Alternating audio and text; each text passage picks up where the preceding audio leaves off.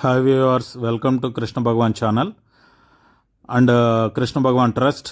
ఈరోజు మన చైర్మన్ గారు రమ్య గారు చెప్పినటువంటి ఆర్డర్స్ మేరకు అంతా కూడా మా టీం మెంబర్స్ అంతా కూడా కలిసి ఈ ఎన్విరాన్మెంటల్ డే, స్పెషల్గా ఎన్విరాన్మెంటల్ డే గురించి మొక్కలు నాటే ప్రోగ్రాం అనేది చేయడం జరిగింది.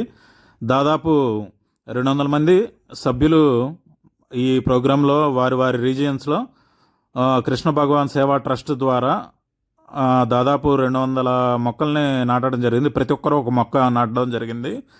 ఇది చాలా మంచి విషయం. అండ్ అదేవిధంగా మేడం చెప్పిన ఈ మొక్కలు నాటే ప్రోగ్రాం అనేది చాలా సక్సెస్ఫుల్గా జరిగింది. అదేవిధంగా 100 సంవత్సరాల క్రితం మనం చూసుకుంటే ఏ విధమైనటువంటి పారిశ్రామిక అభివృద్ధి లేని సమయంలో మొక్కలు నీట్గా ఉండేవి. అదేవిధంగా ప్రకృతి చాలా ప్లెజెంట్గా ఉండేది. ఇటువంటి వైపరీత్యాలు కానీ ఏవి కానీ లేవు అప్పుడు. బట్ కానీ స్టిల్ ఇప్పుడు ఏంటంటే వన్ టైం యూసేజ్ అనేది ఎక్కువగా రావడం జరిగింది. వన్ టైం యూసేజ్ వల్ల పర్యావరణానికి చాలా నష్టం వాటిల్లుతుందని మేడం కూడా చెప్పారు. అదేవిధంగా ఈ మొక్కలు నాటడం వల్ల ఆక్సిజన్ లెవెల్స్ని పెంచి ఈ మొక్కలు మనం వదిలేటువంటి కార్బన్ డైఆక్సైడ్ని తీసుకొని ఆక్సిజన్ ఇచ్చి మనల్ని కాపాడుతున్నాయి ఒక లెక్కలో చెప్పుకోవాలంటే.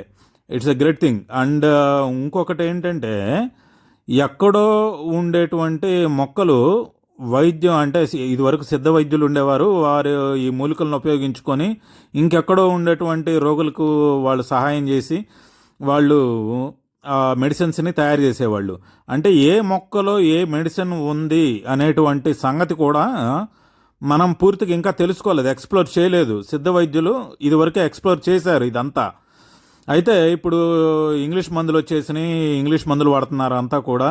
మనం అసలు ఆయుర్వేదిక్ గురించే మర్చిపోయాము పూర్తిగా. అండ్ ఇది ఒక మార్కెటింగ్ స్ట్రాటజీ లాగా మారిపోయింది. గ్రీనరీని పెంచుకొని ఎప్పుడైతే మెడికల్ యూసేజెస్ గ్రీనరీ నుంచి మనం పొందుతామో అది న్యాచురల్ కాకుండా మనం అలోపతినో లేకపోతే ఇంగ్లీష్ మందులు ఇవి వాడుతూ ఉంటే ఏంటంటే అవి ఎప్పటికైనా ఎఫెక్టే అవుతాయి, కెమికల్స్ అనేది.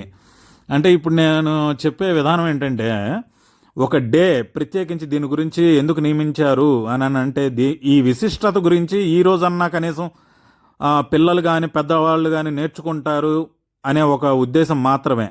కానీ ఇది ప్రతిరోజు చేయాలండి. ప్రతిరోజు చేయాల్సిన విషయం ఏంటంటే మనం మొక్కల్ని పరిరక్షించుకోవాలి, నాటుకోవాలి. నాటడం ఒకటే కాదు కదా, తర్వాత నీళ్లు పోయాలి కదా, నీళ్లు పోసి వాటిని మెయింటెనెన్స్ చేయాలి కదా. నాటామో వదిలేసామనే కాన్సెప్ట్ కాకుండా మనం మన సొంతంగా ఏంటంటే మన సొంతంగా రికగ్నైజ్ అయ్యి వన్ టైం ప్లాస్టిక్ యూసేజ్ని వదిలేయాలి. అది ఇండివిజువల్గా ఎవరికి వాళ్ళు తీసుకోవాల్సినటువంటి నిర్ణయం అన్నమాట.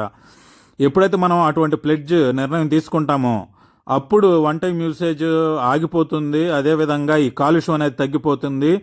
ఏదైతే ఈ గ్రీన్ హౌస్ ఎఫెక్ట్స్ ఉన్నాయో అవన్నీ తగ్గిపోతాయి, గ్రీనరీ పెరుగుతుంది.